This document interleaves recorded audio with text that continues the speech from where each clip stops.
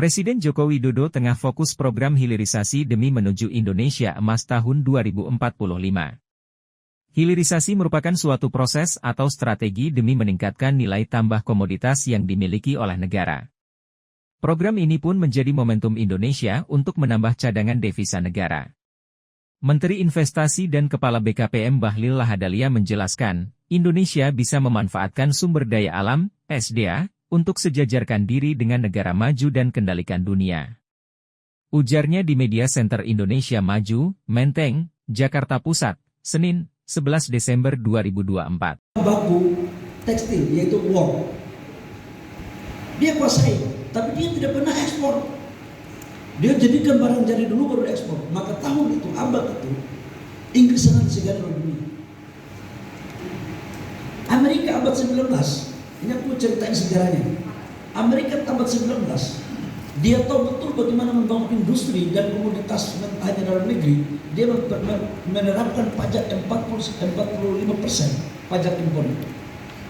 Kemudian industrinya digarap betul-betul. Teknologi masuk besar-besaran. China pada tahun 80-an dia membuka semua investasi besar-besaran. Mau di benua mana aja boleh masuk ke China.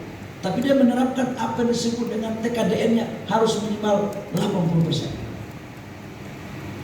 Dengan TKDN 80% tujuannya apa?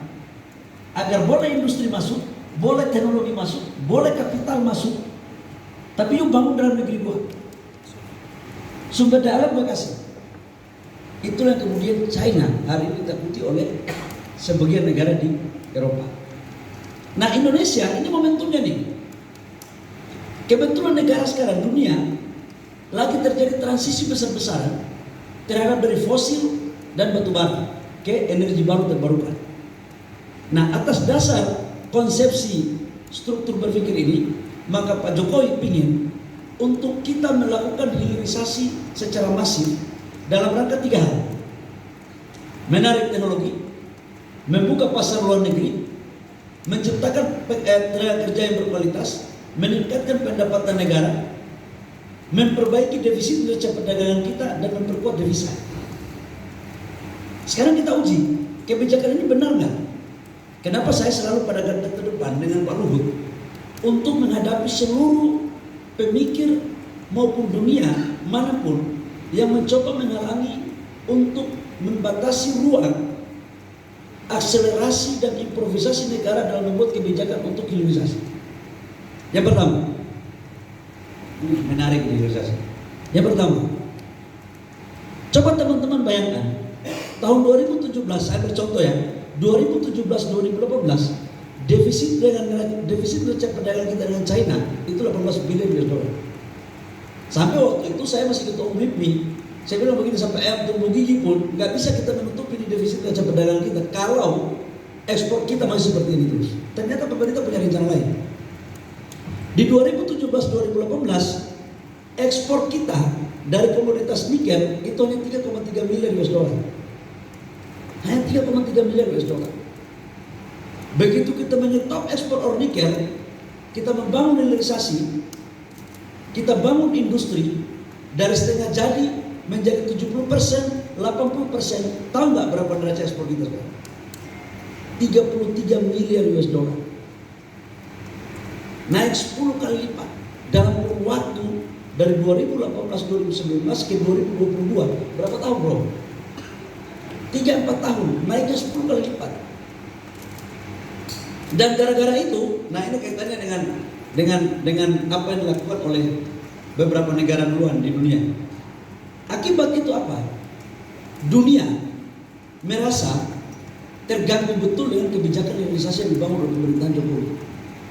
Karena nikel dimasukkan sebagai komoditas mineral kritis.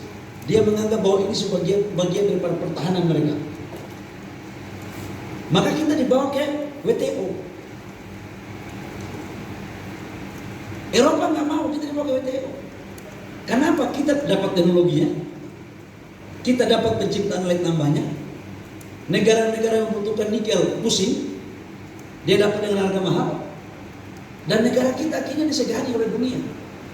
Makanya Pak Jokowi kalau bicara di forum-forum dunia itu gagah dikit gitu loh. Bukan gagah dikit, gagah gede. Gini nih. Dan itu adalah tujuan daripada kehadiran sebuah bangsa dan negara.